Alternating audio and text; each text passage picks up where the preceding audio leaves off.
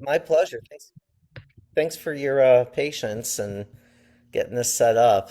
Oh, Even though summer's a more relaxed schedule, for some reason, it seems like it's busier in other ways than like the yeah. normal semester. So I appreciate your patience, and have been looking forward to getting together and chatting. Oh, yes. Well, thank you for letting me interview you. This is, You're, it's my pleasure. Happy to do it. Just fair warning, you can probably kind of see the top of his head. Um, oh, my wife and I just it was the end of March, had our first. So he's a little over 3 months. I tried to oh, time everything this morning, so that he just ate, and he's usually pretty good for a nap, like okay. after. Because I figured a crying baby is probably not what your assignment may be, looking for. So if you do hear if the, do you have to turn in the recording? Yes, sir, I do. Okay. I have no problem with this being on there. If you want to edit it out, if you hear crying or something in the background and we need to like take a quick like pause just so for whatever reason, I just wanted to let you know ahead of time. Okay, thank you, sir. You're welcome. My wife's out of town for unfortunately for it's a celebration of life. And so I am daddy daycare Yeah. this weekend. So just wanted to give you a heads up. So hopefully it shouldn't be a problem. Yeah, that's perfectly fine. My neighbors across the street actually just had their second. Oh wow. So then Yeah. you're surrounded. Yes, surrounded by newborns. You really are. You cannot escape it. So, well, I hope you've been having a good summer, and I know that this is a part of, I'm assuming a class. Yes, I'm taking Intro to Exercise Science right now, so this is for Okay, that class. wonderful, wonderful. That is I am very familiar with that class since it's in our department and or my department, and this is one of my favorite. I think it's great that they provide this kind of opportunity for the Yes, students, definitely. so that you and the others that are taking the class know there's so much that you can do with an exercise science degree. Yeah. Beyond like we have a lot of folks that are interested in physical therapy, and that's wonderful.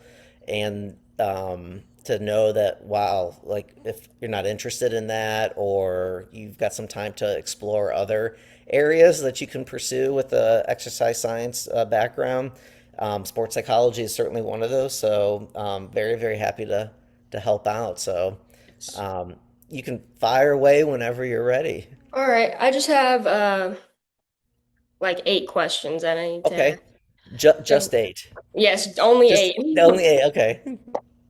So what is your position and what responsibilities come with that position? So let me. I'm glad you're recording this. My primary role, in terms of like why I was hired at Georgia Southern, is as a faculty member. So I'm a professor. We Okay. have a graduate sport and exercise psychology program. It's a master's program.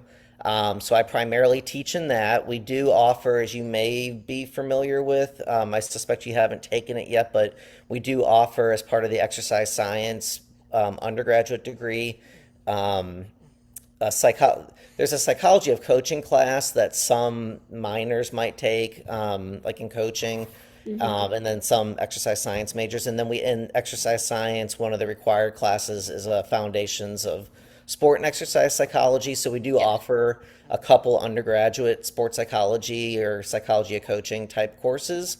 I primarily teach in our grad program, and conduct my own line of research, work very, very closely with our graduate students, in terms of preparing them for what life after Georgia Southern might look like for them, whether that's more like a doctoral program, some other type of master's program. Many will go right into the workforce, and start. I think they're ready to have a steady income Yeah. after finishing all this school. And so that's my primary like responsibility in terms of why I was hired. What I Okay. actually do outside of being a professor and doing the research is we have a contract and kind of partnership, myself and Dr. Bird, um, with our athletic department because we serve on what's called it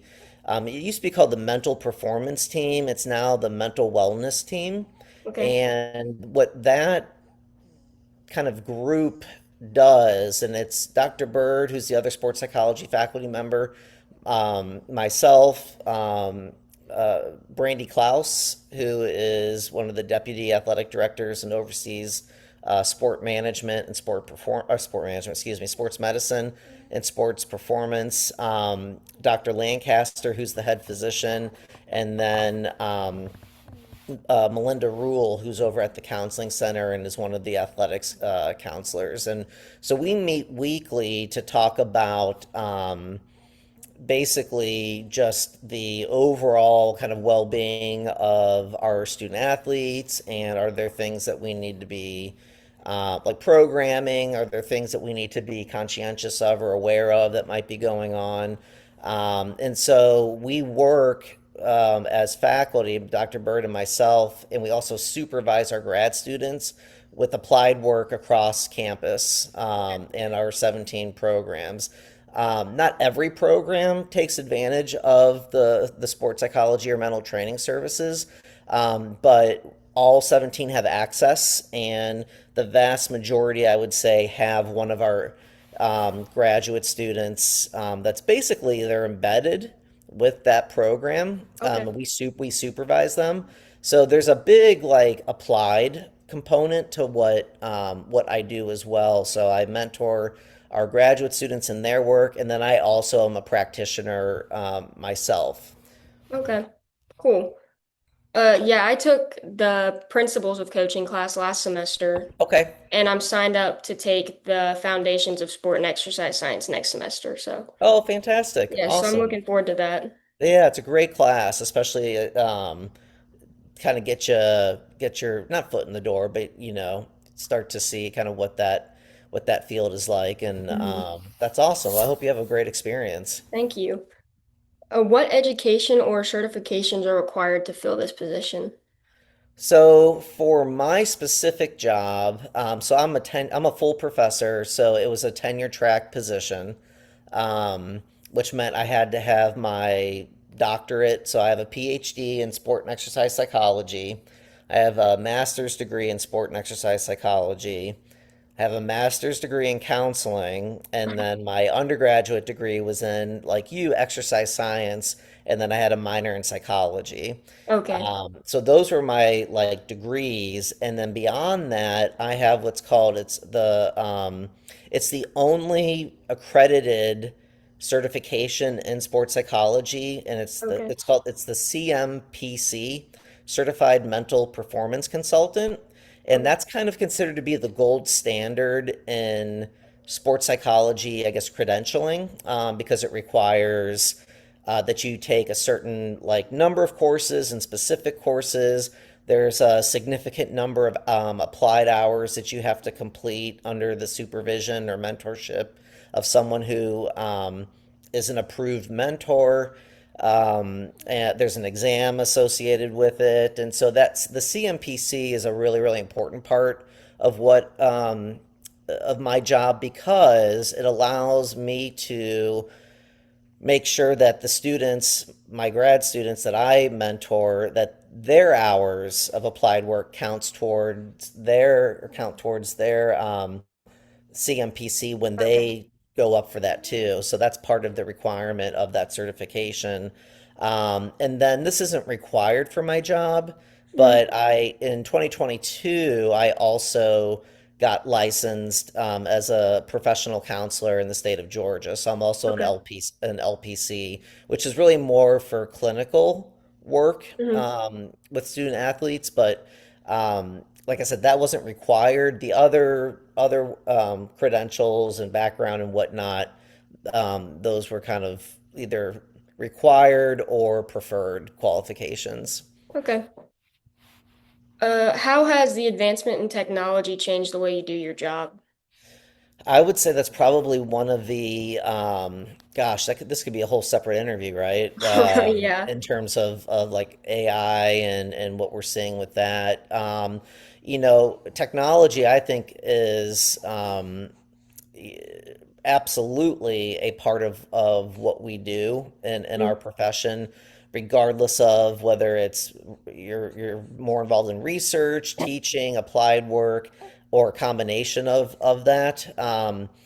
So for what we do, or some of the work that I do, we have a lot of like equipment that's Mm. so like for example, we have two virtual reality sets that are fairly new that we're still trying to get like they work, they're up and running, but in terms of like programs and what we can use it for, you know, that's pretty exciting. We've got two Dynavisions, which is really helpful for like reaction time and that Okay. type of training for student athletes. We have a lot of biofeedback equipment, which is really helpful when we're working on breathing techniques, mindfulness training. So there's a lot of equipment when you think about technology from that perspective. But Okay. even like what you and I are doing right now, Hmm. prior to COVID, this was not really something that I would say was like teleconsulting. Right. It happened, but it was not something that was the, you know, dominant way of providing services, although it had to be because of the pandemic. I think we've seen more and more people favoring in person again, and Yes. we've seen that over the past few years now. But there, like that's all to say, you know, being able to do virtual consulting is a big part of what a lot of professionals do, and Okay. and in our field. And then, you know, with AI, you know, that's something that we're kind of navigating as we speak right now. Yes. Um, it's a tough one, and there are folks out there that want to use AI to build their own, let's say, like mental training plan Hmm. or something along those lines. And you know, I can't really speak a whole lot to the effectiveness of that because it's so new. Right. What I can say, which is not new, is that it can't replace the relationship building and the connection and how important that is when Yeah. it comes to working with an actual like human being. Right. That is actually one of the most important parts of mental skills work or any aspect of sports psychology. If the effectiveness of it is based on a number of different, I think, factors. One of those is the relationship and connection that you have with the service provider, and that's hard to build when your service provider is your, you know, computer or Yeah. like software essentially. So that's something we're navigating like as we speak. But those are like other examples that I mentioned before that are popular, are very effective, and are things that we do right here as a part of our work at Georgia Southern with our student athletes. All right. I was hoping you would say something like that. I was kind of worried about AI taking over this profession, but No, I think that you know, I don't see that happening. If okay. I'm being honest, I think there's too much. Yeah, we got someone else that has strong feelings about that too. If you, I don't know if you can hear him or not.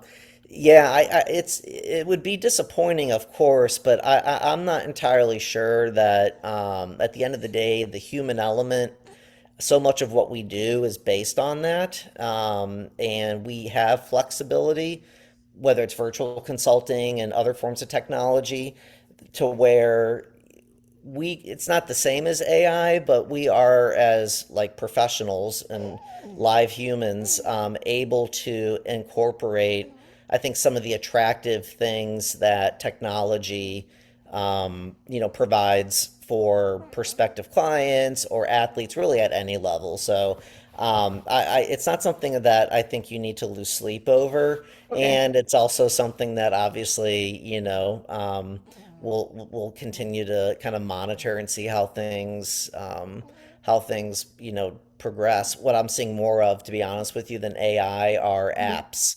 Apps Oh, are probably, at least in my experience, technologically speaking, one of the areas that we're seeing more and more kind of being put out there, and of varying quality, certainly, but um, some may include AI features. I don't know, but that's really the other piece that we're seeing emerge as well. okay. All right. What does a typical day on the job look like for you? Love the question, because that's one of my favorite things about my job is that there Hmm. really isn't one. Okay. So I teach two classes, 2 to 3 classes a semester, and then a couple classes usually over the summer in sports psychology. So a typical week would be, if I'm teaching two classes. Two grad classes are generally going to be like in the evenings, from 5 to 7:45. And prior to that, that's when I would be certainly preparing for my classes and attending to the needs and support of mentoring, my students, depending on where that's their first or second year in the program. That's when a lot of my applied work happens. Research has to fit in there somewhere too. Hmm. There's a lot of meetings that we have on our plate that are for. It could be for our department, it could be for athletics, it could be for any number of things. Um, and then, there's a lot of travel involved too. So some of the work, consulting work I do travel with one of our teams on campus, and so come fall, my weekends are usually pretty busy. Okay. And so it's a really, really wonderful part of the job, and there's a lot of variety, but I get to work with graduate students, and I get to work with a tremendous colleague, and friend, and students who are all passionate about something similar. We may have different, like, interests, like topic wise, but we are here for sports psychology, and to not just learn and grow, but also to provide a valuable service to our over 400, student athletes on campus, and then some in the Yeah. community as well. So it's great to not have it's not a 9 to 5 gig, so there's work in the evenings and weekends. But it's neat, and you work really, really hard to be able to get to a place where you're able to enjoy the different things that you've been trained to do. So I feel very, very fortunate for the opportunities that I've been afforded here at Southern. All right. Yeah, definitely. That sounds great. You mentioned research. My next question is, what kind of research projects do you usually work on if you do have a project? Sure. I will tell you that, because our grad program is a thesis program, so Okay. our students have an option of doing a thesis. We do not require our students to do a thesis on, like, in the area that, like, as faculty, we are experts in. So if they have an area of interest of their own, we will do our very best to support them and mentor them through that. And Okay. generally, we do, I think, a very good job of that.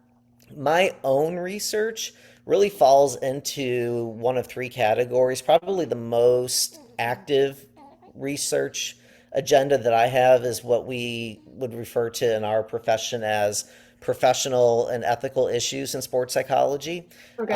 And so that's where a lot of my research and writing is directed towards. So that really could involve any number of things. For example, if I'm working with a team, or an individual athlete on campus, and since I'm also a faculty member, that athlete shows up and is one of my students, Hmm. that's what we would call a multiple role, or the presence of a multiple role relationship. How do we handle that, right? So Right. how do we make sure that the athlete understands when we're in the classroom? That's a different type of relationship than when we're meeting for mental training or sports psychology type, like, work. And so I study and write about, and my research kind of revolves around a number of different like ethical and professional issues within our field. I do some research.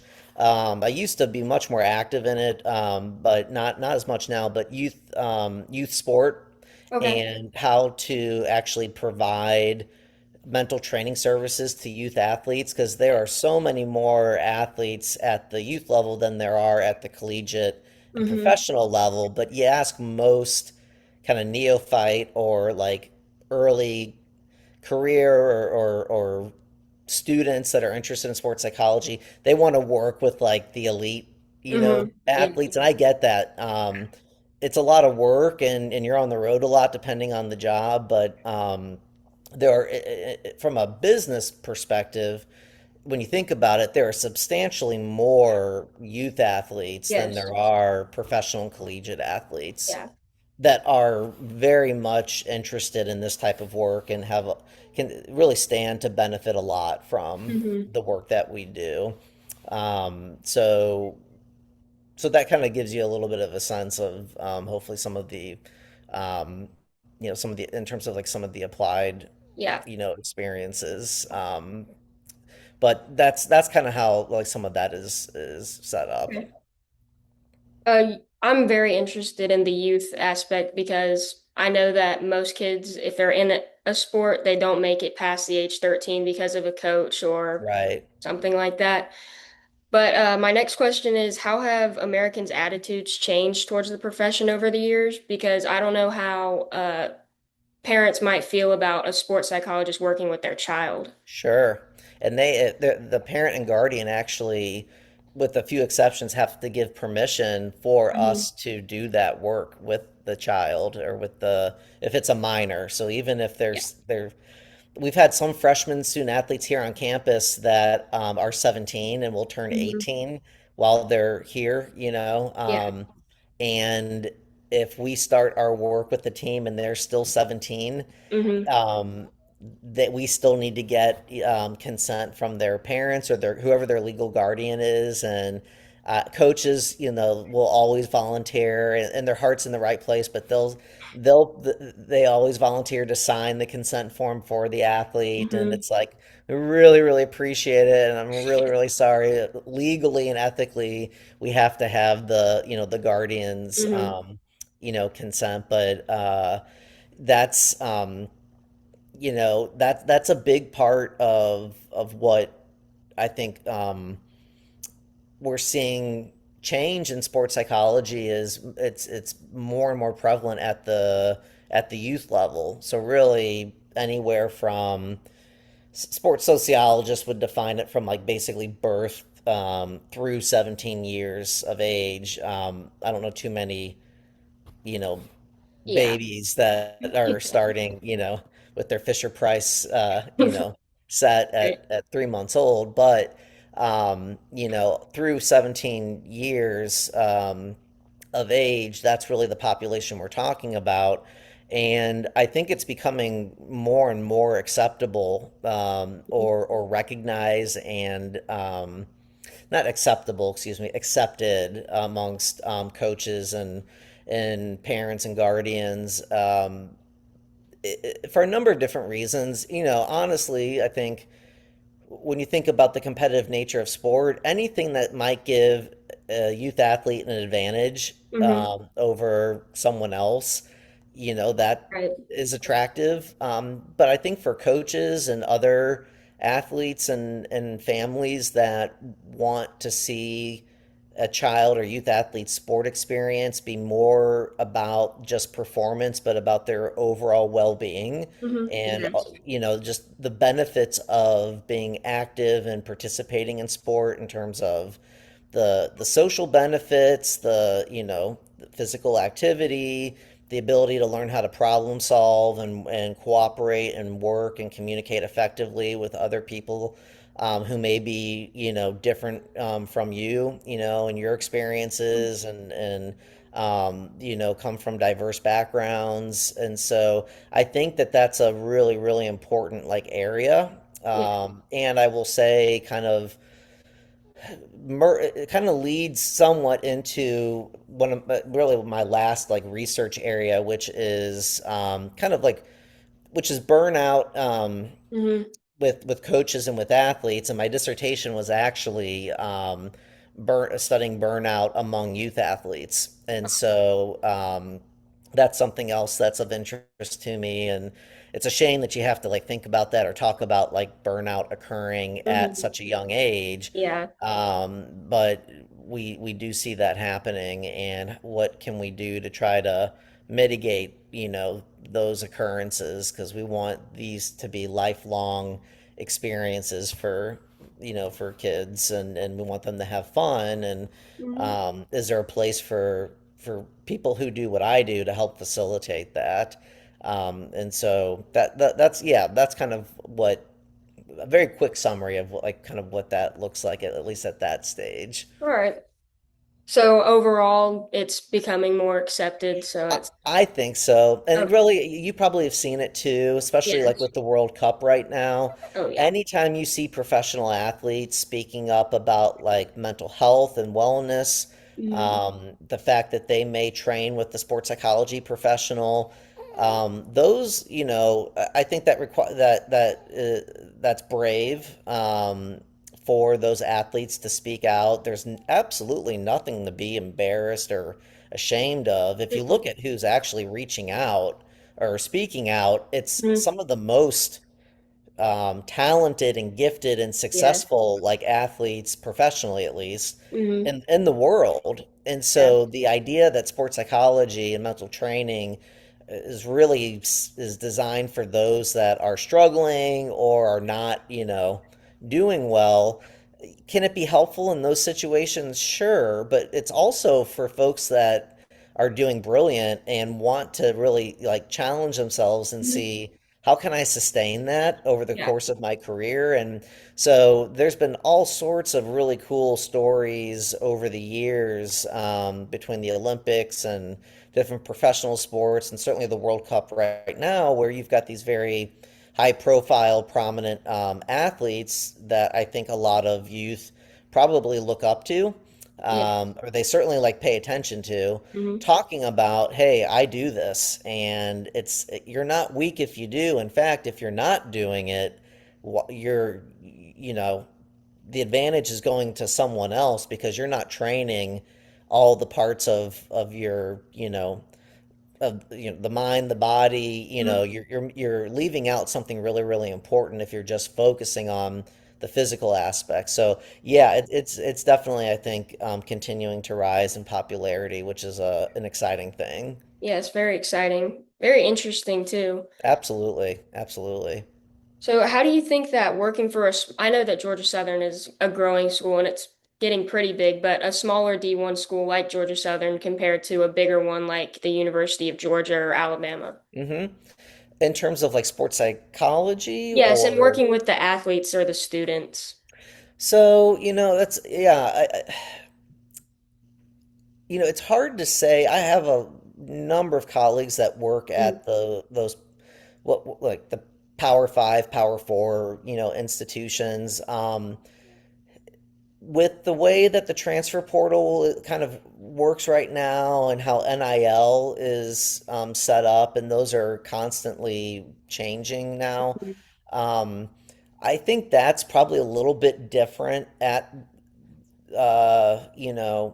Mm. G5 schools or P4 schools in terms of the financial aspects. It does come up though for student athletes in terms of, you know, compensation and what that looks like and what am I getting and what would I be getting if I went to like this place and so I think there are probably going to be some differences, but what I tell our athletes, that I work with all the time is that everybody wants to win a championship. I don't care what conference you're in or what school you go to. Everybody is training hard, and working, diligently to be the best version of themselves.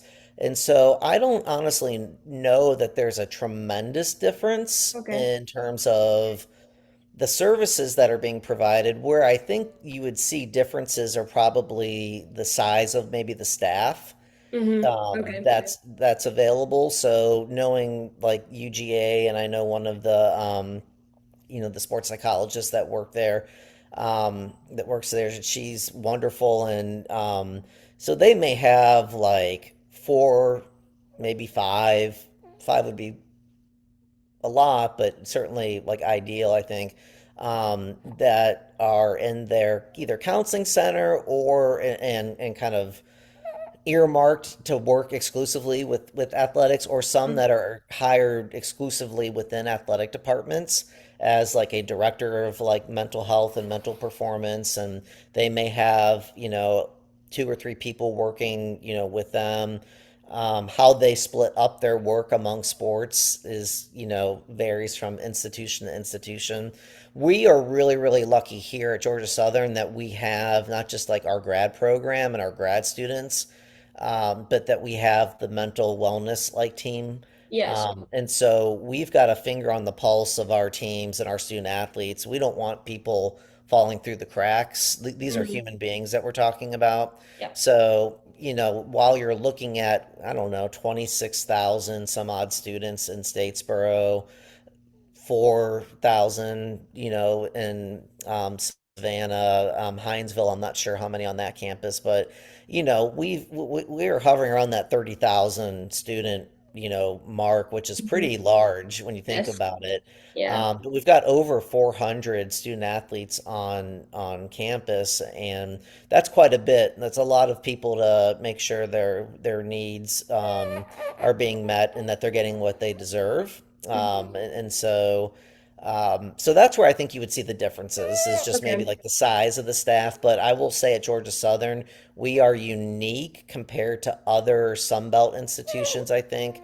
And then even other Power Four, Power Five groups that may not have the same kind of setup and resources that we're really lucky to have here. Okay. So I think we run what would be the equivalent of what you might see at a UGA or other Auburn, other Mhm. comparable institutions in terms of personnel. Probably looks more similar what we do here to that than it does to like what you might see in other like Sunbelt or G5 like institutions. So we're very proud of that, and Okay.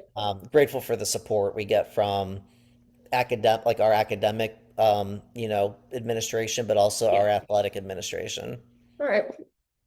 Um, I'm sorry. What Yeah. trends do you see with athletes today, and how have these trends changed, if they have changed at all?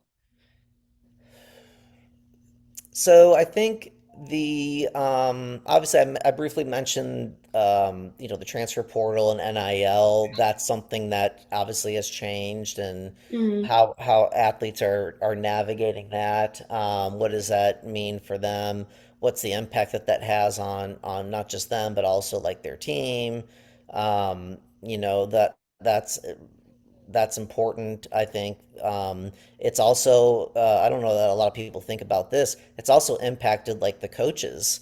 Okay. So we do a lot of work with coaches too, and I think that that's something that sometimes can get overlooked. Is that you're recruiting now as a coach like year round, obviously Hmm. following the compliance rules when it comes to what the NCAA says are recruiting periods and then dead periods. But coaches are now having to recruit athletes to come to their institution in that program, but they also have to continue to recruit them to stay there. Right. So that's a full-time job in and of itself. And so that I think is a very recent trend. Hmm. And it can take a toll on, I think, coaches too. So they deserve to have that kind of support as well.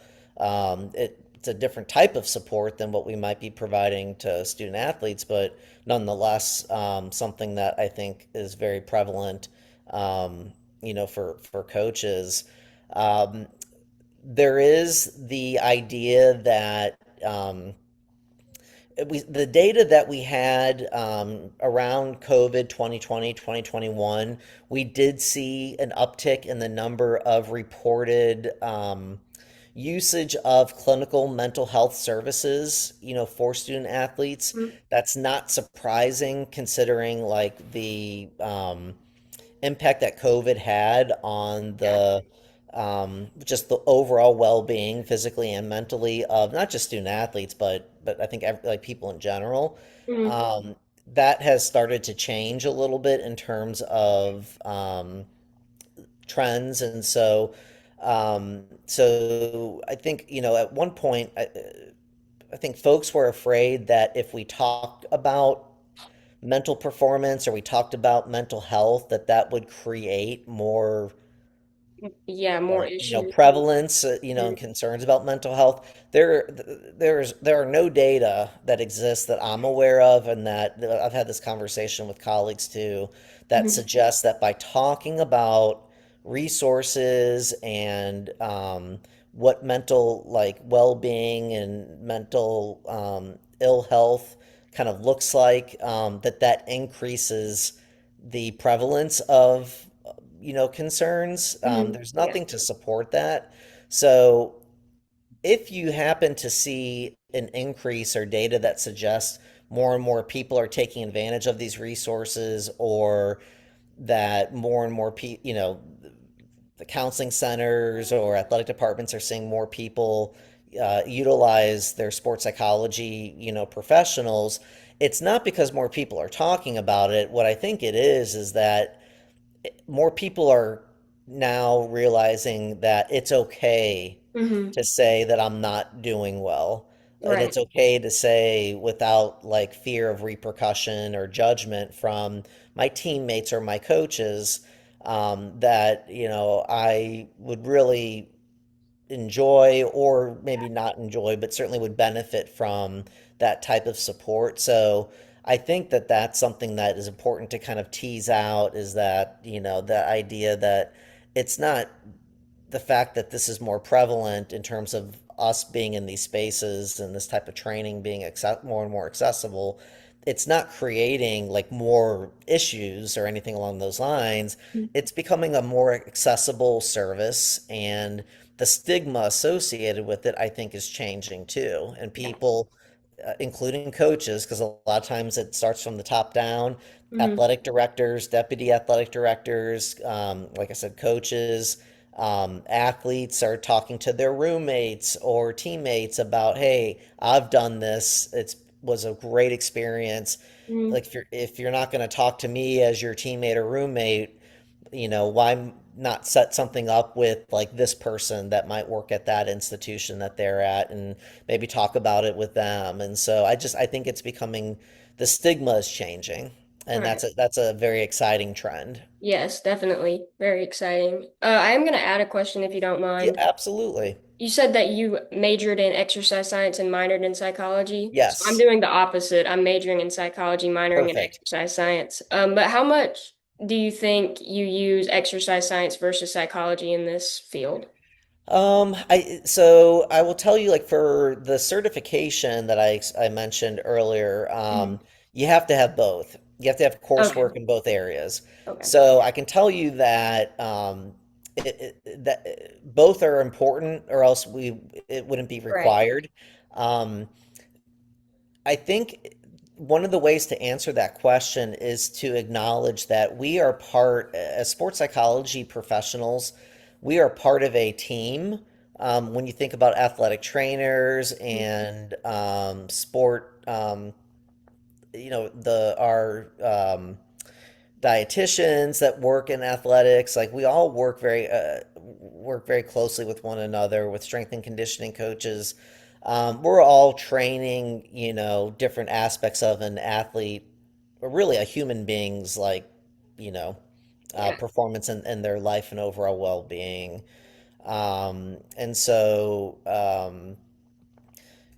think that you'll find that just like I said before, the accessibility, the importance of it, that's something that's changing quite a bit, and it's requiring us, and I think it's a great thing to work with other people to where I might not be providing, and I shouldn't be providing workout plans or rehab plans for athletes that are post-surgical, but Right. I can certainly work with injured athletes on the kind of mental aspect Hmm. that comes with rehabilitation Yeah. and, all the different like phases that, someone that has to have an ACL repaired, which unfortunately happens more often than we would like to see. Yeah.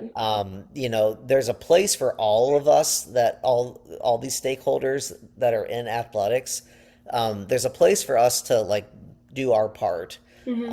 And so having a background in exercise science, I think not only is it required for our certification in our profession, it helps you, I think, better communicate with athletes and understand kind of what they're going through. So Okay. when an athlete tells me that they did a VO2 max Hmm. test the other day, or they have their Biodex like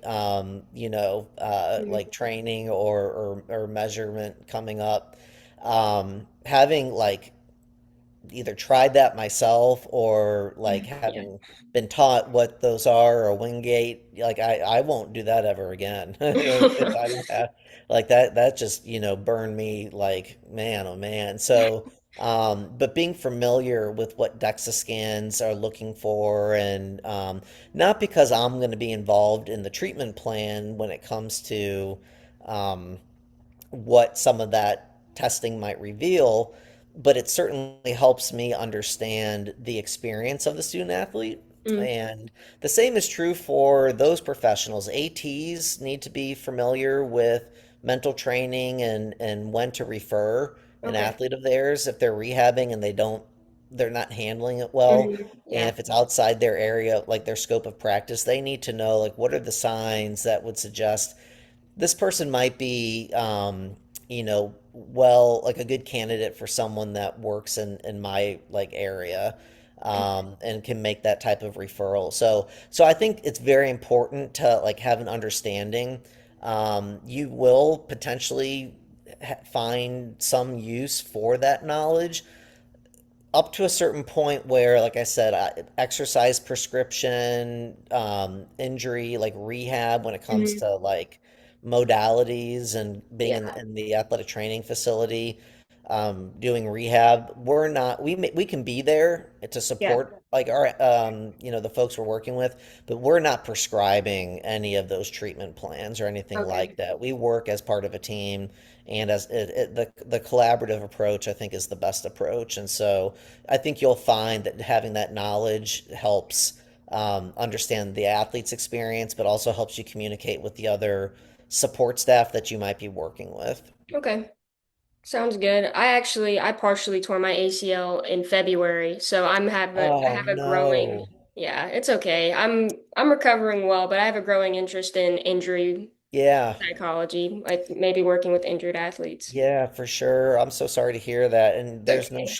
there's certainly no shortage of athletes, facing injury of some sort. So, it's a tough position to be in, and I'm glad it sounds like you're recovering. Probably it doesn't feel like quick enough, but nonetheless, that You you know, hopefully you feel like you're moving in the right direction. yeah. Well, I have returned to sport, so I'm doing some stuff. Okay. So it was like a third of a tear. I didn't have to repair it, so Okay. definitely a quicker recovery. You learn patience Yes. becomes a very, very valuable like life lesson I found in those moments, Yes. and certainly worth it, but very difficult to um, exercise, patience, I realize. So good for you for being able to like stick that out. And I definitely will send you positive vibes and wish you continued success in your own rehab journey. And I'm glad to hear that it sounds like it's moving in the right direction. Yeah. Thank you. Well, Of that's all I course. have for you today. So, Okay. yeah. Thank you so Well, much for letting you, me interview you. Lang, you're so welcome. You know how to reach me if you have any other questions, and certainly feel free to do so at any point in time. All right. Well, have a great summer. Congrats on your Same to firstborn. you. Thank you so much. Have a good weekend. Yes, you too. Thanks. Take care. You too. Bye Bye. bye.